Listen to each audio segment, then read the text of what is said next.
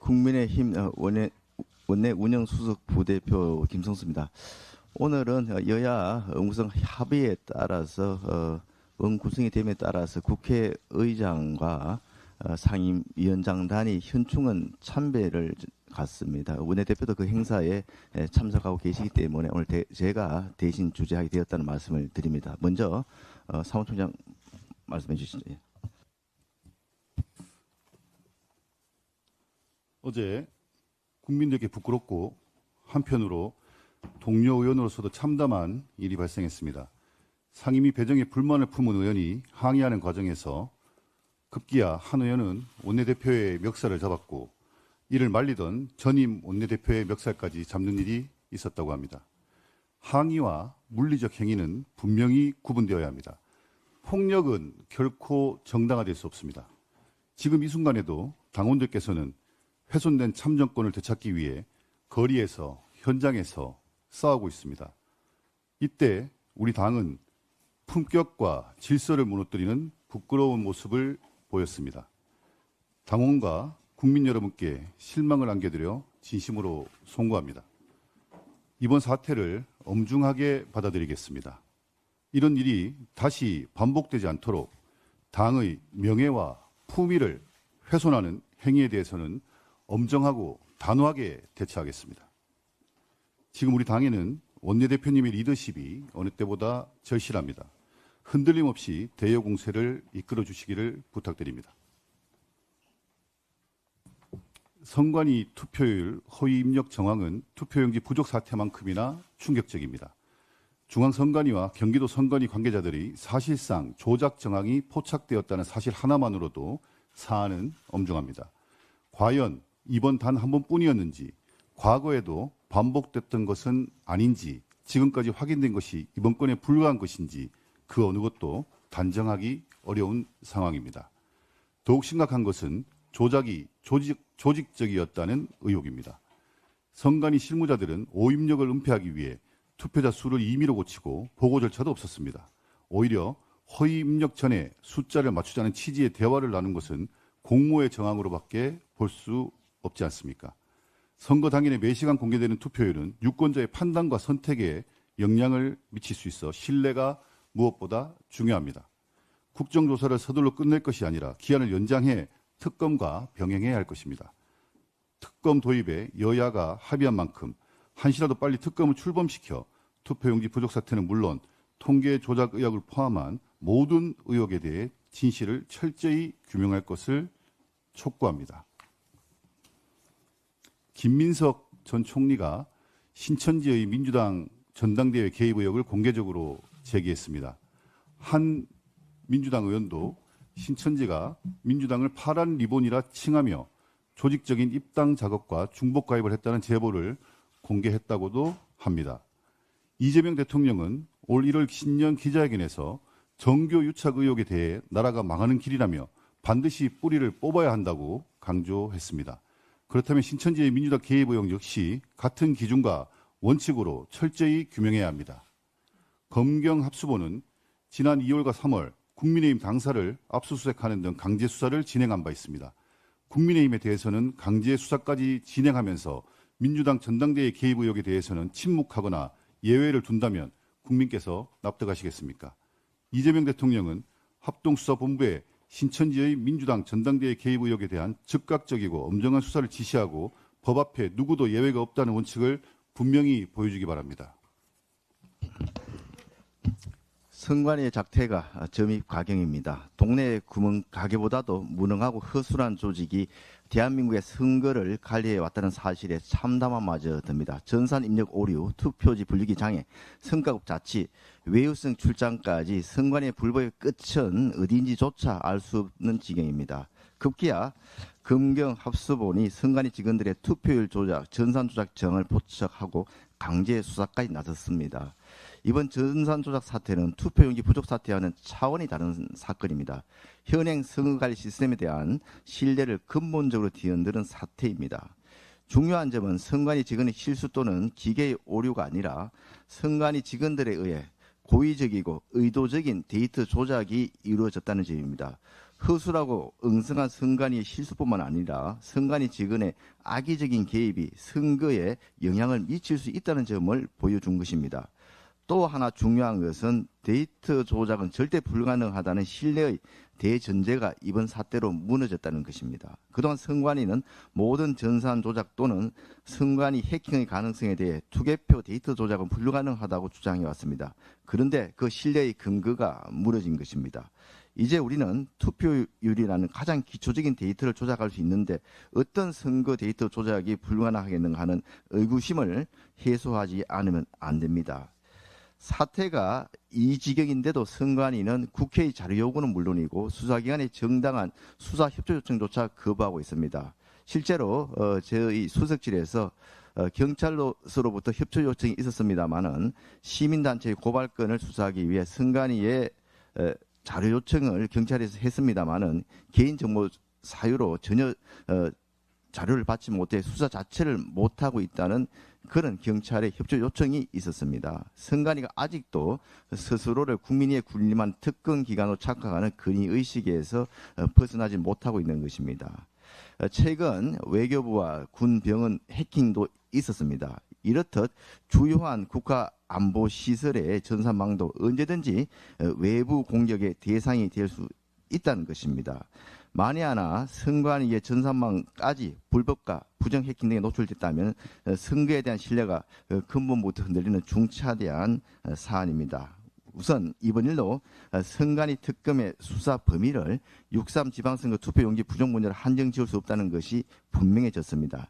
일체의 전산 조작 시도를 포함한 선관위의 모든 것을 수사 대상에 포함해야 합니다. 특히 이번 투표 통계 조작에 대해서는 전국 선관위 대상으로 전수조사가 불가피합니다. 투표용지 한정 특검이 아니라 선관위 종합특검을 실시해야 합니다. 그리고 국민의힘은 투표율 등 투개표 데이터 조작을 원천 차단하는 방안을 마련하여 당 차원의 선거관리 시스템 개혁안에 반영하겠습니다. 정부가 오는 9월에 2차 공공기관 이전 계획을 발표한다고 합니다. 그런데 공식 발표는 한참 남았는데도 불구하고 지금 특정 지역의 특정 기관의 이전이 이미 결정되었다는 이야기가 공공연하게 나오고 있습니다.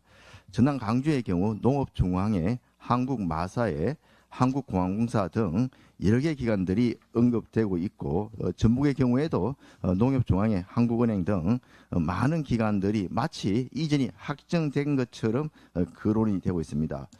물론 지금 거론되는 것들이 단순한 소문이라면 모르겠습니다만은 공식 발표도 하기 전에 마치 답정료처럼 거론되는 것은 사항 자체가 국민들에게는 민주당이 전당대회를 앞둔 당리당략적이며 정치적인 카드가 아니냐 하는 의구심을 불러일으키기에 충분합니다. 공공기관 이전이 합당한 절차와 여론 수렴 없이 정치적 이해관계와 정권의 필요에 따라 결론을 정해놓고 이루어진다면 이는 매우 심각한 문제입니다. 공공기관 이전은 국가균형 발전이라는 대원칙 아래 추진되어야 합니다. 정치적 이해관계나 당리당략이 아닌 객관적이고 합리적인 기준에 따라 결정되어야 하며 그 과정 또한 국민에게 투명하게 공개되어야 합니다. 그럼에도 이번 민주당 전당대회용 선물로 공공기관 이전을 강행한다면 이전 대상에서 제외된 전국의 자치단체와 해당 기관의 거센 반발은 물론이고 국가 경쟁력 저하라는 심각한 결과를 초래할 것입니다. 그 모든 책임은 오롯이 정부와 여당에 있다는 것을 엄중히 경고합니다. 이상입니다. 정책수석 김미애입니다. 어제 이재명 대통령이 직접 주재한 부동산 대토론회 한마디로 답정너 대국민 쇼에 불과했습니다. 시작부터 끝까지 대통령의 일방적 국정 철학을 주입하는 상명하달 회의였고 정부 입맛에 맞는 인사들의 취임새만 무성했습니다. 어제 국민들이 들은 것은 부동산 해법이 아니라 세금을 더 뜯어내겠다는 가혹한 세금 폭탄 경고였습니다. 대통령은 징벌적 증세에는 서슬퍼런 결기를 보이면서도 시장이 그토록 갈구하는 공급 확대에는 어렵다, 한계가 있다며 무책임한 핑계만 되풀이했습니다.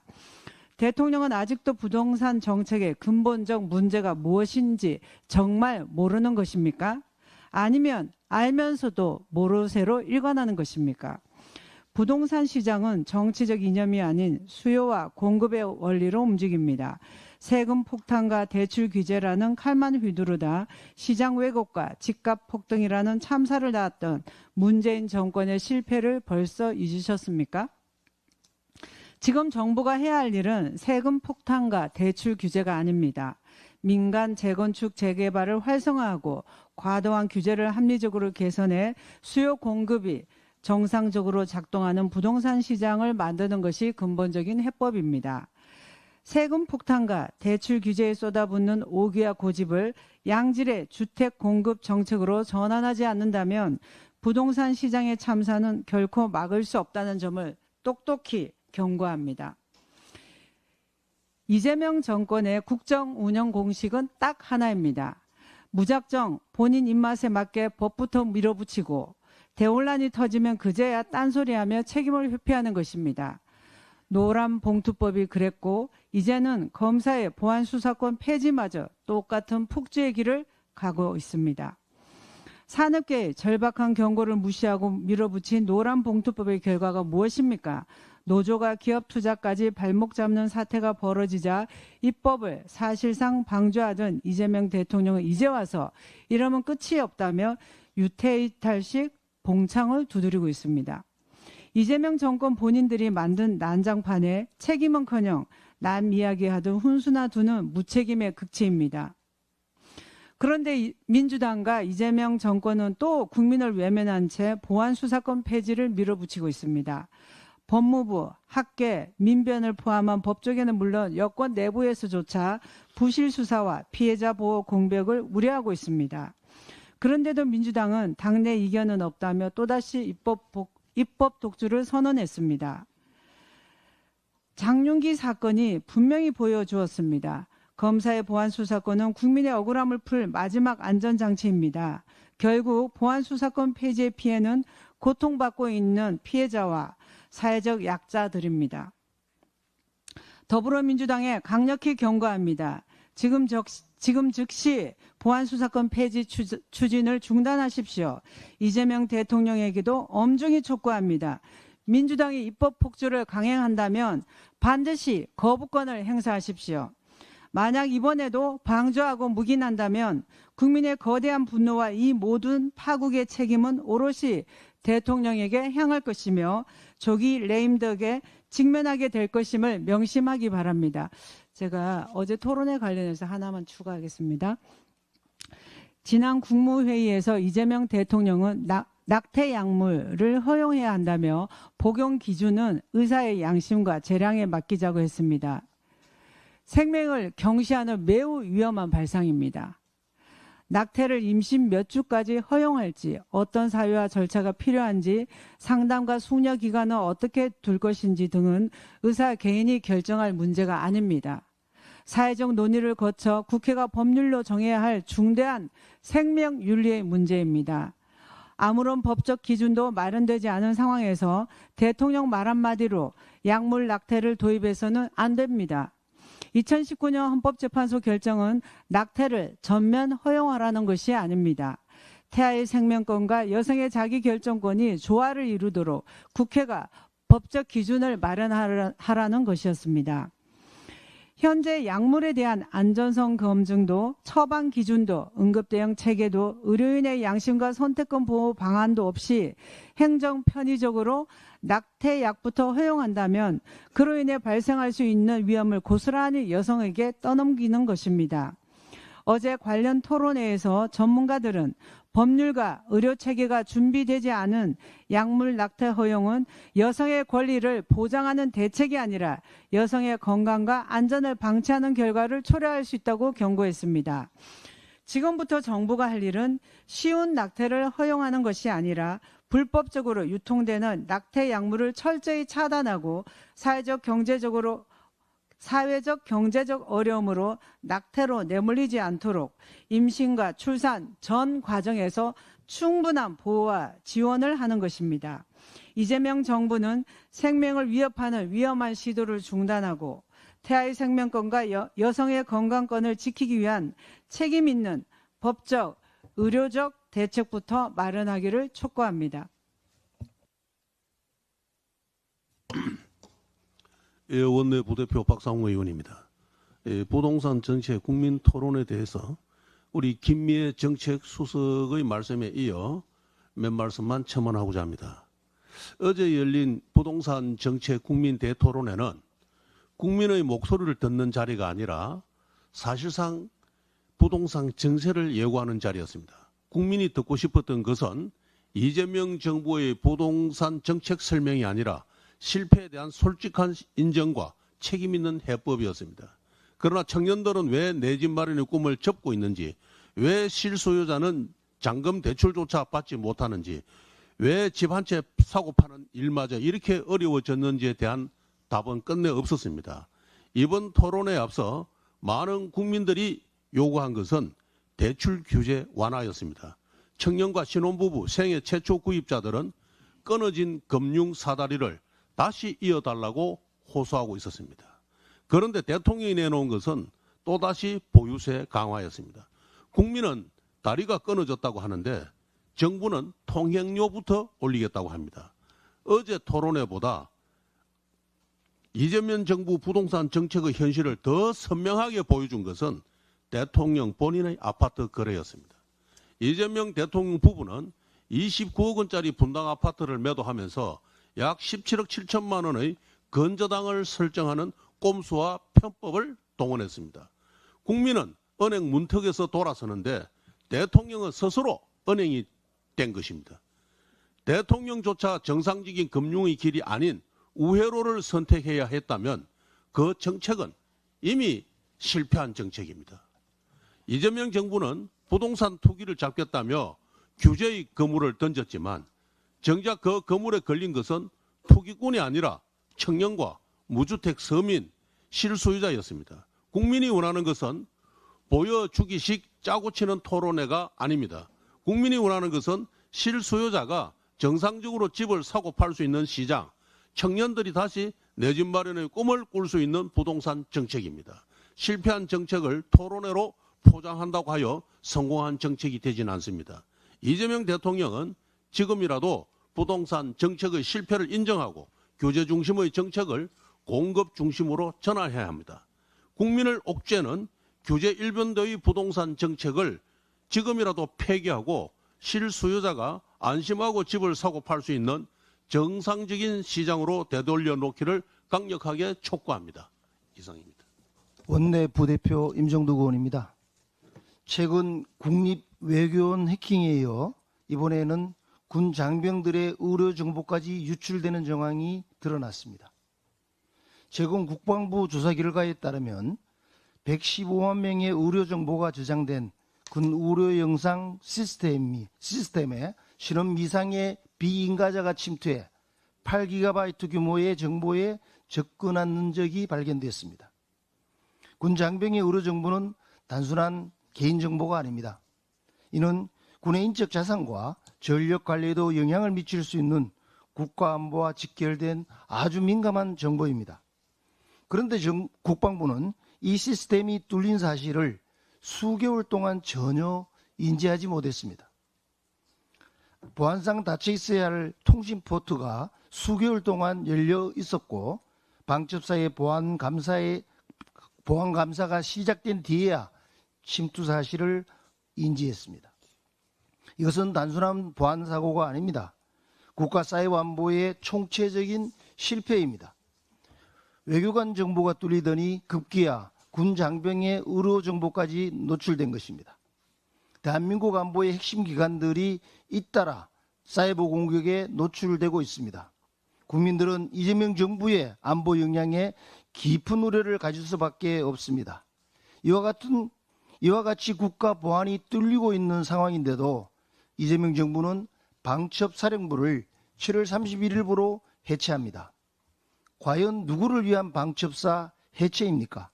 국방부는 이번 사건의 전모를 국민께 투명하게 밝히고 책임 소재를 명확하게 규명해야 합니다. 아울러 군 의료 체계를 포함한 국방 사이버 보안 체계를 전면 재점검하고 근본적인 재발 방지 대책을 마련해야 합니다. 안보는 단 한 번의 실패도 용납될 수 없습니다. 이재명 정부는 이번 사태를 국가안보의 문제로 엄중히 인식하고 국민이 신뢰할 수 있는 국방 사이버 보안 체계를 조속히 구축해 주시기 바랍니다. 이상입니다. 네, 원내부 대표 김민전입니다. 2020년 총선 이후부터 투개표와 관련해서 참 많은 질문들이 제기되어 왔습니다. 아주 간단하게는 투표함의 봉인지는 왜 치킨박스 봉인지보다도 허술한 것인가 에서부터 시작해 우리 투표용지는 형상 기억 종이로 만들어졌다고 하는데 왜 모든 투표용지가 형상 기억 종이가 아니고 일부만 그런지 문제 제기가 되어 왔습니다. 또 2표, 3표, 많게는 27표까지 한꺼번에 접힌 표가 있었는데 이것은 도대체 어떻게 가능한지 문제가 제기되어 왔습니다. 뿐만 아니라 어떻게 간이 영수증 묶음처럼 투표용지에 머리가 깔끔하게 붙은 투표용지들이 나오는 것인지 개표장에서 개표 사무원이 투표용지를 한 장 한 장 뜯어서 개표하는 이런 현상들은 왜 나타나는 것인지 문제 제기가 되어 왔습니다. 뿐만 아니라 배춧잎 투표지, 일장기 투표지와 같은 이상 인쇄된 투표지는 어떻게 가능한 것인지 또 그런 투표지를 받은 유권자들은 왜 아무 말도 없이 투표를 한 것인지 또 그런 이상 투표 용지가 발생할 수 있다라고 한다면 그런 유형들을 투표소에 게시하고 그런 투표지는 투표하면 안 된다라고 왜 개몽해 오지 않았는지 이런 것들도 역시 질문이 제기되어 왔습니다. 또 아주 일부 투표소에서는 지나치게 투표율이 높다고 생각되는 곳들이 있었고 이 때문에 시민단체들은 투표자 한 명 한 명을 세기 위해서 노력해 왔습니다. 특히 투표소에 몰래 카메라를 설치해서 투표자의 수를 세자라고 하면서 산에서 유격 훈련하듯이 이 몰래 카메라 설치 훈련을 한 그런 케이스들도 있었습니다. 결국 이것은 선관위가 누구나 투표자 수를 알 수 있도록만 장치를 해줬다라고 하면 발생하지 않았을 일들이다. 이렇게 얘기 드릴 수가 있습니다. 또 전국의 개표장에서는 매 선거마다 수백 대의 개표기가 고장이 나는데 왜 이렇게 포드주의적인 이 공장형 대량 개표 방식을 그대로 유지해 왔는지 질문이 제기되어 왔습니다. 특히 2022년 대선일 오후 6시쯤에는 송파구의 투표자 수가 갑자기 3만 표가 줄어드는 것을 저도 목격했고 목격한 신문도 있습니다. 뿐만 아니라 전국에서 투표자 수가 오히려 시간이 감에 따라서 줄어들었다는 것을 봤다라고 하는 목격담 역시도 그동안에 상당히 있어 왔지만 왜 그런 현상이 일어났는지에 대한 설명은 그동안 존재하지 않았습니다. 전 세계에서 이 부정투표, 부정개표, 전산망 해킹 의혹으로 사실 몸살을 앓고 있는 것은 사실입니다. 민주주의의 수출국이라고 하는 미국도 역시 마찬가지이고요. 많은 나라들에서 그러한데 이 당일 투표 후 그 자리에서 바로 수개표하는 나라들은 그런 정치적 혼란이 없는 것도 사실입니다. 이제 더 이상 이 투개표와 관련된 혼란을 방치하지 말고 다수의 국민들이 외치고 있듯이 당일 투표, 수개표로 제도를 바꿔야 할 시점이 된 것이다. 이렇게 얘기 드리겠습니다. 특히 당일 투표, 수개표하는 대만과 프랑스 같은 나라는 적어도 투개표 문제와 관련해서는 이 갈등과 시비가 없다라고 하는 것이고요. 이 때문에 우리도 더 이상의 갈등을 방치해서는 안 될 것이다. 이런 생각을 합니다. 이상입니다.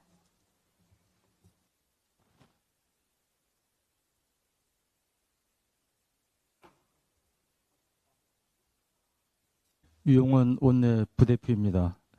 미국 트럼프 행정부가 사우디아라비아의 우라늄 농축기를 열어주는 원자력 협정을 전격 승인했습니다. 비확산 원칙의 틀을 넘어 전략적 국익과 안보 상황에 따라 유연하게 대응할 수 있음을 보여준 선례입니다.